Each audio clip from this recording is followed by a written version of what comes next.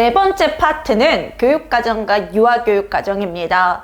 교육과정은 교육학적인 부분인데요. 이 교육학적인 부분을 다시 유아교육적인 부분으로 바꾼 것이 유아교육과정이다라고 생각을 하시면 됩니다. 자, 교육과정 및 유아교육과정에서는 우리가 중요한 내용들을 많이 배우게 되는데요. 자, 교육과정, 그리고 유아교육과정, 그 다음에 이론적 배경. 이 이론적 배경에 첫 번째로 중요학자가 타일러, 그리고 브루너. 브루너는 발달 심리 중에서 인지 발달 이론에 해당하는 학자인데 우리가 발달 심리가 아닌 교육과정에서 하게 된다라고 말씀을 드렸죠. 실은 교육과정의 가장 대표 학자, 교육과정이라 그러면 바로 따라 나오는, 수식어처럼 따라 나오는 학자는 타일러입니다. 그래서 우리는 타일러가 제시한 교육과정의 어떤 설계, 4가지 설계 절차에 의해서 교육과정을 설정하는데요. 이거는 뭐 유아교육뿐만 아니라 교육학, 이 교육과정에 대한 부분은 타일러는 교육학 이론이니까 교육학 전체, 그리고 한국뿐만 아니라 미국에서도 전 세계적으로 교육과정이라 그러면 가장 클래식 또는 바이블 같은 학자는 실은 브루너가 아닌 타일러입니다. 그리고 우리 시험에서도 많이 나왔고요. 그 다음에 교육 목적과 목표에 대해서 얘기하는데, 교육 목적이 궁극적으로 이뤄야 될 우리의 어떤 거고요. 일반 목표라고도 하고 장기 목표라고도 합니다. 그래서 교육을 통해서 궁극적으로 이뤄야 될 거, 그걸 우리가 목적이라고 하고요. 목표는 그 목적을 이루기 위한 구체적인 목표들입니다. 그래서 좀 더 세분화되어 있죠.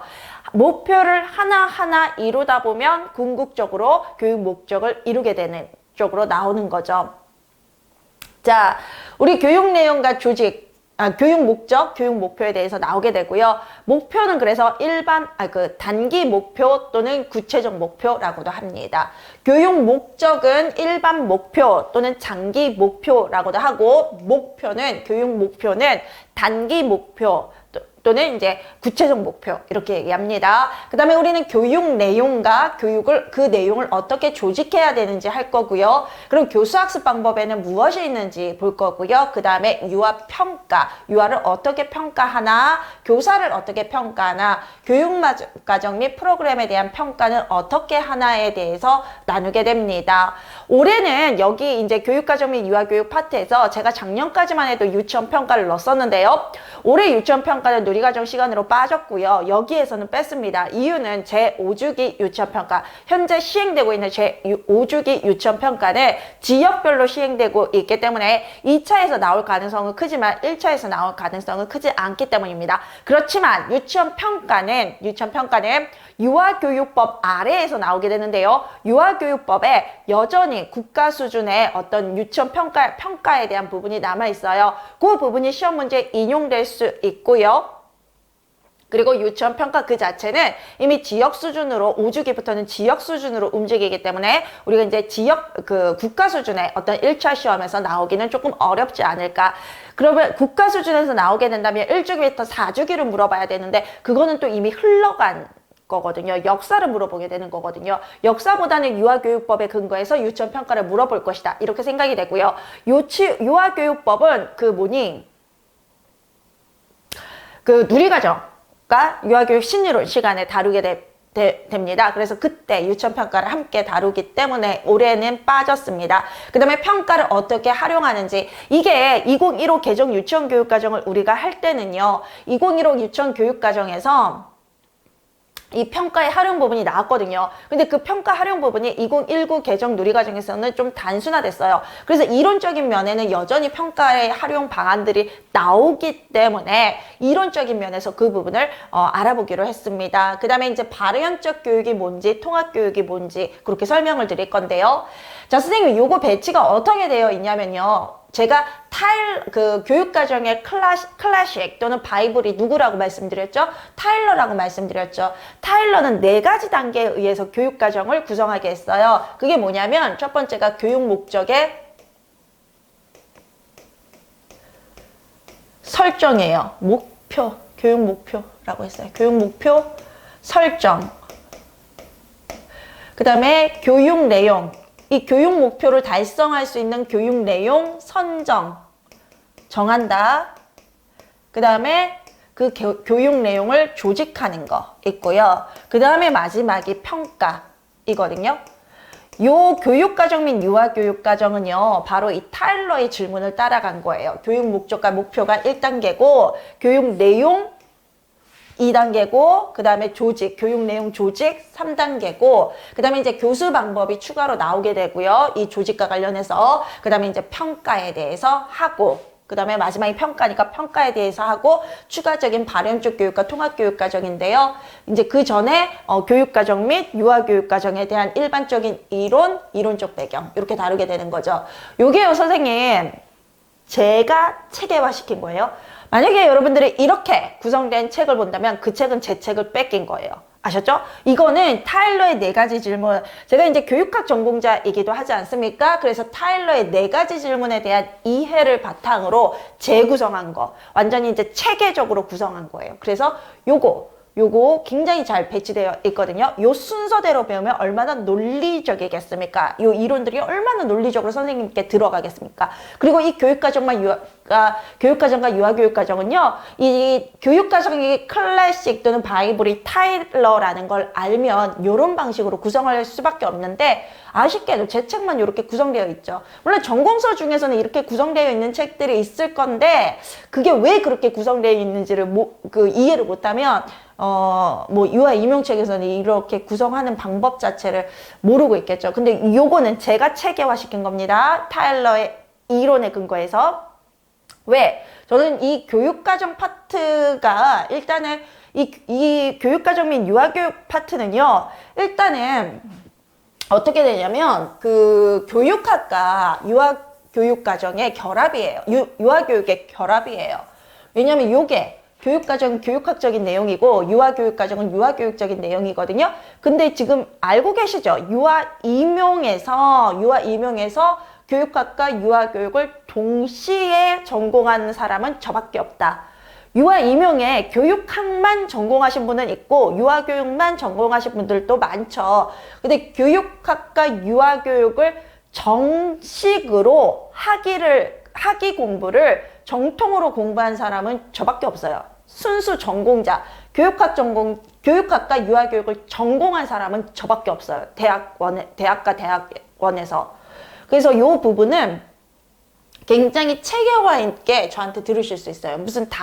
물론 다른 이제 부분도 시알비아가 유아교육과 교육학을 동시에 전공하는 사람이고, 또 한국에서도 유아교육을 했고, 이제 미국에서도 정식으로 유아교육을 한 사람이기 때문에 다른 부분도 거의가 아니라 대학 수준의 강의를 들을 수 있는 건 저밖에 없죠. 그래서 대학 수준이라는 건 교육학만 공부하고 유아교육 강의를 대학 수준으로 할 수 있지는 않아요. 그러니까 내가 교육학을 전공한 사람이기 때문에 이 유아교육 강의를 할 수 있다. 그거는 유아교육이 뭔지도 모르는 사람이 그렇게 자신 있게 할 수 있는 거지, 유아교육은 유아교육 전공자가 할 수 있는 게 맞고, 그런데 그것을 교육학적인 이론과 연계하는 거는 또 교육학을 전공해야만 할 수 있는 일도 맞아요. 그리고 실제로는 유아교육을 정말 진실로 이해하기 위해서는 유아교육과 교육학을 동시에 전공하는 게 맞거든요. 만약 교육자가 되기 위해서는. 그래서 미국의 어떤 프로그램들은 다 그렇게 되어 있어요. 학사 석사는 유아교육을 하되 박사에 가면은 교육학을 하면서 이제 유아교육을 세부 전공하게 되어 있어요. 그러면 이제 선생님들이 이렇게 모르시는 분들은 그러면 유아교육에 대한 전공 이해도가 떨어지지 않냐, 이렇게 설명하시는데, 그거는 박사과정의 어떤 프로그램에 대한 이해가 전혀 없는 거예요. 유아교육을 안 하는 게 아니라 교육학을 완벽히 하면서 그에 준하는 유아교육을 박사과정, 그 2가지를 동시에 하는 거라고 생각을 하셔야 돼요. 그래서 왜 미국에서는 박사학위 과정이 길고 그 다음에 더 받기 어려운 게 그렇거든요. 그래서 박사를 2년 만에 했다. 그거는 그냥 박사 수준의 박사를 한 게 아니지, 석사 수준의 박사를 한 거지. 그래서 박사는 이게 제대로 하는 게 중요해요. 그리고 제대로 해야만 학위를 받을 수 있는 곳이 미국인데, 정말 한국은 그렇게 하고 있다라는 저는 생각이 안 들어서 애초에 미국으로 한 사람이긴 하지만, 여러분들도 이제 박사과정까지 유아교육을 하시고 싶으면 반드시 미국이나 독일로 가세요. 그래야 진실된 교육학과 유아교육을 정통한 그런 진실된 유아교육 학자가 될 수 있어요. 그리고 선생님들이 교육학을 공부하셔야 그 그 교육 내에서 유아교육의 목소리를 굉장히 높일 수 있어요. 왜 교육이라는 범위 내에서 유아교육을 좀 얕잡아 보는 시각이 있잖아요. 유치원 때 학교냐? 뭐 이런 식으로 나오는 사람들. 근데 그게 이제 이렇게 교육이라는 곳을 안 한 사람이 아니라 교육을 했어. 교육을 했는데 얘 유아교육이 아닌 다른 파트의 교육을 했어. 그런 사람들이 그런 얘기를 하잖아요. 그런데 그런 사람들한테 이길 수 있는 거. 근데 선생님 그거 아세요? 실비아 앞에서는 다른 전공자들이 유아교육이 학교냐? 유치원이 학교냐? 유아교육이 교육이냐? 이런 말 절대 못해요. 왠지 아세요? 그 사람들의 교육, 그 사람들이 어떤 영역을 했던 그 사람들의 교육 수준보다 그 사람들의 교육에 대한 이해 수준보다 제 이해 수준이 더 높으니까. 그 이유는 제가 유아교육도 했지만 교육학을 한 이유도 있거든요. 한마디로 너 조용히 해. 이렇게 얘기할 수 있는 사람이 저거든요. 그래서 선생님들이 이 교육학을 배우게 되면요. 유아교육에 대한 지식이 풍부하고 탄탄한 과정에서 교육학을 배우게 되면요. 유아교육을 교육학 수준으로 올리면서 다른 영역을 정말 휘어잡을 수 있어요. 다른 영역의 교육을. 그리고 유아교육이 그 힘을 가지고 있는 게 실은 유아교육 그 자체가 초기 교육이고 가장 기초 교육이고 다른 교육이 기본이 되는 교육이기 때문이에요. 그것이 교육학과 만나면 정말 그 파워는 정말 다스리기 힘들 그 파워를 다스리는 게 오히려 그 다음까지가 될 정도거든요. 근데 그것이 우리나라 유아교육 그 박사과정에는 그런 프로그램 자체가 없다라는 거예요. 그래서 우리나라 유아교육이 미국의 유아교육을 학문적으로는 못 따라가고 우리 유아교육의 대부분의 이론들이 미국에서 온 이론인 거예요. 선생님 그거 아세요? 유아교육과에 그 서울에 있는 대학들 있잖아요. 서울의 4년제 유아교육과 교수들이 다 미국 유학파라는 거? 왜 미국 유학파들이 서울의 4년제 유아교육과 교수진을 다 꿰차고 있는지를 한번 생각해 보세요. 그리고 지방으로 내려가도요. 정말 그 핵심 대학, 지방에도 선생님 유아교육 핵심 대학들이 있어요. 서울에 이제 4개 대학 말고도 그 밑에 대학, 그 밑에 지방에 있는 대학들도 그런 어떤 굉장히 강한 프로그램 또는 학문적으로 우수한 프로그램을 가지고 있는 지방 대학이 있거든요. 그래서 안 밀리는 서울에 이제 4개 대학에 안 밀리는 유아교육과들이 있어요. 거기 교수진들의 학력을 보세요. 거기는 미국파, 미국 유학파 아니면 유럽 유학파예요. 프랑스, 독일, 미국이 50%, 나머지 이제 프랑스, 독일 이쪽이에요. 그래서 미국 유학파들이 일단 서울을 차지하고요. 그 다음에 미국과 유럽파들이 지금 이렇게 포진되어 있는 거거든요. 그래서 선생님 한국의 박사 학위를 딴 교수가 들어간 대학 한번 보세요. 그러니까 대학들을 한번 보세요. 그래서 선생님들께 이제 미국이 우수하다 이거보다는 아직까지 한국이 어떤 교육적인 면에서 유아교육의 어떤 이건 기득권을 가지는 것도 아닌데 유아교육에 대한 어떤 고집을 못 버리면서 유아교육을 더 성장할 수 있는 방법을 거부하고 있어요. 그래서 학사, 석사, 박사를 다 유아교육을 했다라는 건 학사, 석사 프로그램이 약했다라는 거예요. 유아교육은요, 보시면 아시겠지만 교육 철학 및 사상사는 교육학적 이론이고 발달 심리는 심리학적 이론이에요. 물론 놀이 이론은 유아교육 이론이 맞아요. 그렇지만 그것도 피아제의 발달 심리의 기본이 된 게 맞고요. 교육과정은 또 교육학적 이론이고 유아교육과정은 유아교육의 이론. 유아교육 프로그램은 또 유아교육적인 거. 그 다음에 나중에 교사로는 또 유아교육적인 거, 부모론 유아교육적인 거, 아동복지는 또 복지 쪽에서 온 이론.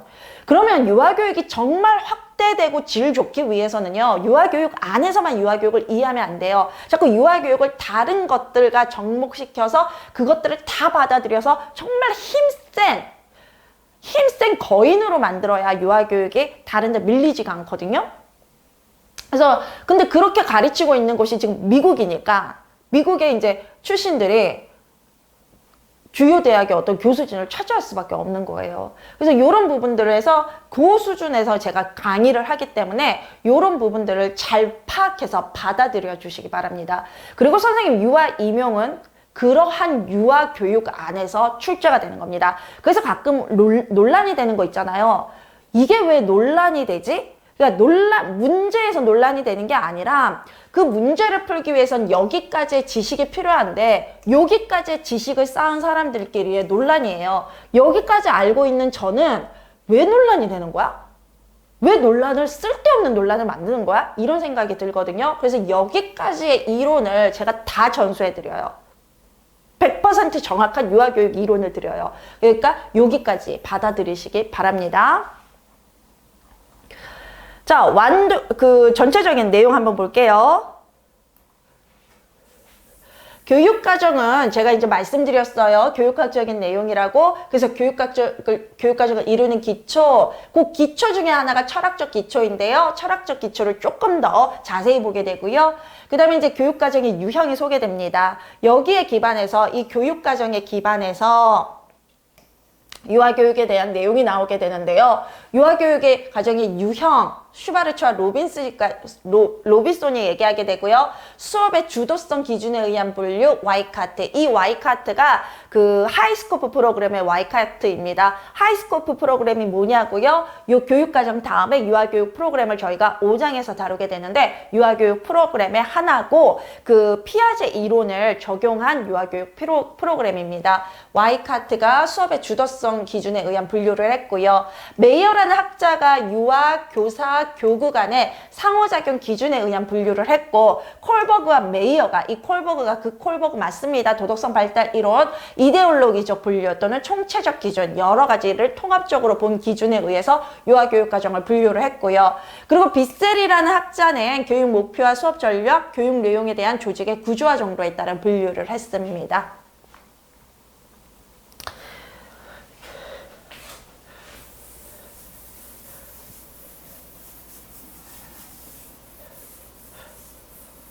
그 다음에 이론적 배경은 제가 말씀드렸어요. 교육과정의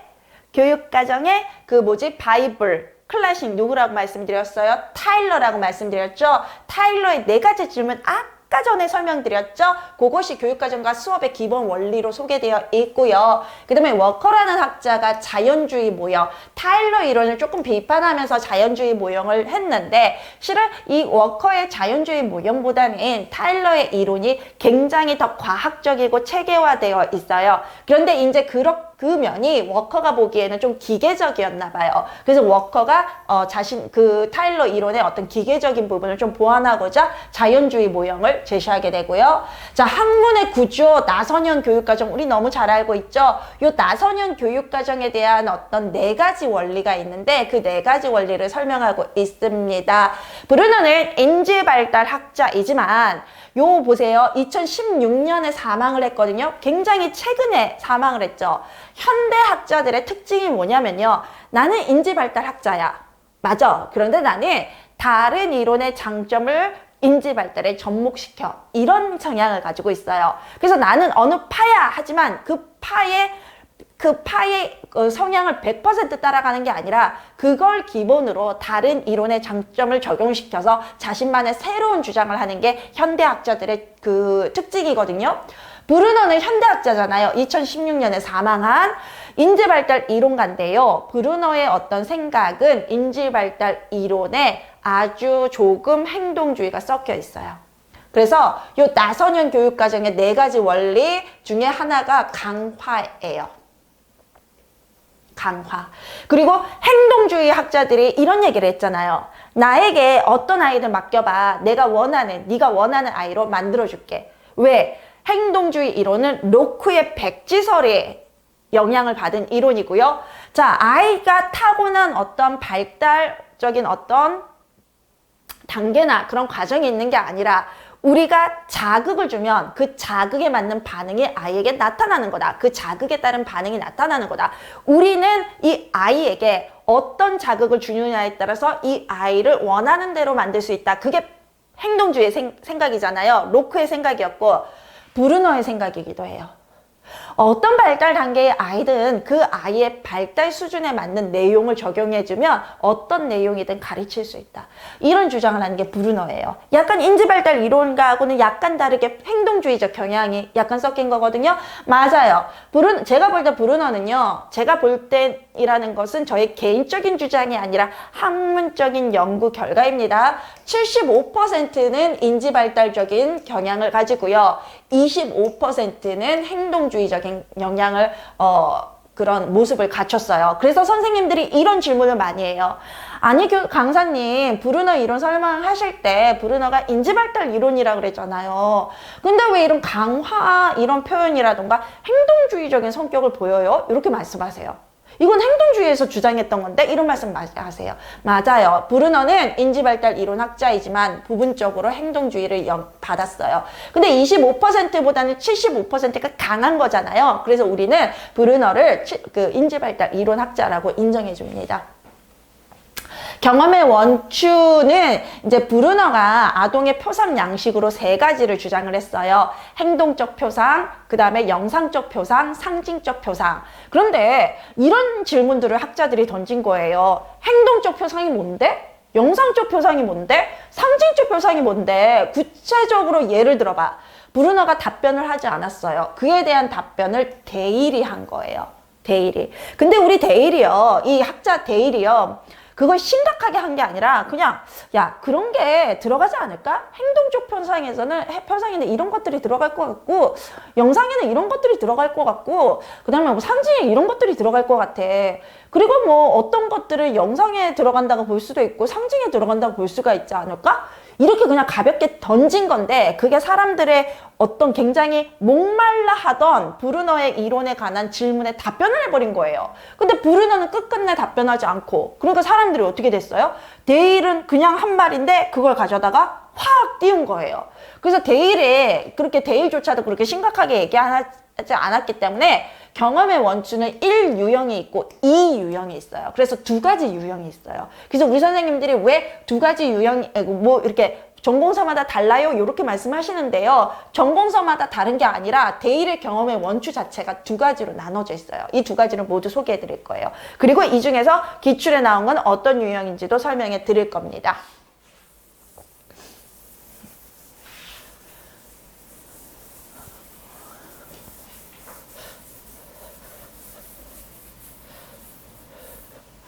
그 다음에 교육 목적과 목표에 대해서 말씀드릴 거고요. 그 다음에 교육 목표 설정의 원천. 도대체 우리는 무엇을 근거로 교육 목표를 설정해야 되나? 그 다음에 교육 목표의 진술, 교육 목표를 분류하는 거. 여기에서 메이거에 대한 거는 유튜브에 굉장히 많이 나오고요. 블룸에 대한 거 우리 시험에 나왔습니다. 그 다음에 유아교육에서 교육 목표 진술의 방식의 원칙은요. 실은 이제 일반적으로 교육 전체에서 교육 목표 진술하는 방식이 있어요. 그런데 그 중에서 몇몇 가지는 유아교육에서는 다르게 쓰는 게 있어요. 유아교육이기 때문에 그렇게 하지 않는 유아교육만의 방식. 근데 전체 교육에서 보면 또 다른 관점인데 틀렸다고 볼 수 있는데 유아교육에서는 아이들의 특성을 반영해서 조금 다른 부분을 첨가했거든요. 그 부분이 이제 나오게 됩니다. 시험 문제에도 요건 나온 부분이라서. 그 다음에 이제 교육 목표를 설정한 것에 근거로 해서 그 교육 목표를 달성하기 위해 어떤 교육 내용들이 선정돼야 되나 거기에 대해서 얘기를 나눌 거고요. 그리고 슈바르츠와 로빈슨이 유아교육 내용에는 어떤 유형들이 있는지 설명한 게 있고요. 그 다음에 교육 내용 조직, 어떻게 조직해야 되나 이것도 타일러 거 따라갑니다. 그 다음에 접근 방법 이렇게 나와 있는데요. 요거 시험 문제 그대로 나왔어요. 제가 교육 내용 조직의 원리, 교육 내용 조직의 접근 방법 이렇게 돼 있잖아요. 요게 1, 소문제 1이면 요게 소문제 2 바로 연달아서 문제가 연계돼서 나왔어요. 그러니까 제 책이 얼마나 잘 조직되어 있는 거예요. 체계적으로, 논리적으로. 아예 시험 문제를 싹, 요 2020년 문제가 뭐 소문제 1번 이거였다면 2번이었는지 잘 기억이 안 나는데 1번이었다면 이게 2번이었나 3번이었나 하여간 연달아서 이렇게 딱 요거 물어보고 그 다음에 요거 물어보는 요런 식으로 출제가 됐어요. 이 책이 이거는 정말 교육학과 유아교육을 둘 다 정통으로 공부한 사람이 낼 수 있는 가장 최적의 논리적이고 체계적으로 이루어진 챕터예요. 왜냐면 요 파트가 실은 교육학적인 부분들이 굉장히 많아가지고 우리 선생님들이 조금 괴리감을 느끼거나 거리감을 느끼거나 좀 어려워하는 경향이 있거든요. 그것을 이제 제가 체계적으로 구성을 하면서 선생님들을 돕기 위해 굉장히 노력을 했어요. 그 다음에 교수학습 방법에는요. 원리가 있고요. 교수학습 방법이 있습니다. 교사의 교수 유형, 브래드 캠프와 로지 그란트요. 시험 문제 아주 잘 나오고 있어요. 여러분 이 부분 굉장히 잘 보셔야 되는 부분들이에요. 그 다음에 평가는요, 선생님. 유아에 대한 평가가 있고 교사에 대한 평가가 있고 교육과정 및 유아교육 프로그램에 대한 평가가 있어요. 이렇게 보시면 돼요. 유아를 평가한다. 또 교사도 평가돼야 되잖아요. 물론 교사도 우리가 뭐 너 못했어 이러려고 평가하는 건 아니지만 교사의 능력을 향상시키기 위해서 평가는 해야 되죠. 그 다음에 교육과정 및 프로그램에 대한 평가는 우리가 누리과정이 운영하는 거, 우리 누리과정이 각 교실에서, 각 유치원에서 어떻게 운영되고 있는지 평가하는 그런 부분이라고 보시면 돼요. 예를 들어서 요거 예, 교육과정 및 프로그램에 대한 예 하나가 우리 유아교육에서는, 한국의 유아교육에서는 누리과정 운영평가다. 이렇게 보시면 돼요. 자, 유아평가 방법이 굉장히 시험 문제에 많이 나와요. 매년 3점에서 5점까지는 항상 나와요. 평가 시점에 따른 분류가 있고요. 신뢰도와 타당도 2019년부터 나오기 시작했어요. 그 다음에 관찰법. 우리 선생님들이 요거 좀 어려워하시는데 한번 정리하면 끝까지 그거 그대로 쓸 수 있어요. 그래서 꼭 정리하시기 바라고요. 관찰법이 있는데요. 관찰법에는 일화 기록, 표본식 기록, 행동 목록, 평정 척도, 시간 표집, 그 다음에 사건 표지까지 요것들이 일화 기록부터 요 사건 표지까지가 모두 관찰법에 해당되는 것들이에요. 그리고 요 일화 기록부터 사건 표지까지가 모두 관찰법에 해당이 돼요. 그 다음에 관찰법 외에 유아평가 방법도 있는데요. 그것들이 뭐가 있냐면 면담법이나 면접법, 검사법, 투사법, 작품 분석, 포트폴리오, 프로젝트법, 사회성 측정법, 강점 기반 평가, 자기 평가들이 있어요. 그다음에 이제 교사 평가가 있고 누리과정의 교육과정 및 유아교육과정의 프로그램에 대한 거, 교육과정 구성 요소에 대한 평가, 프로그램 평가의 목적, 평가의 유형, 스포덱이 프로그램 평가의 기준으로 제시한 거 있습니다.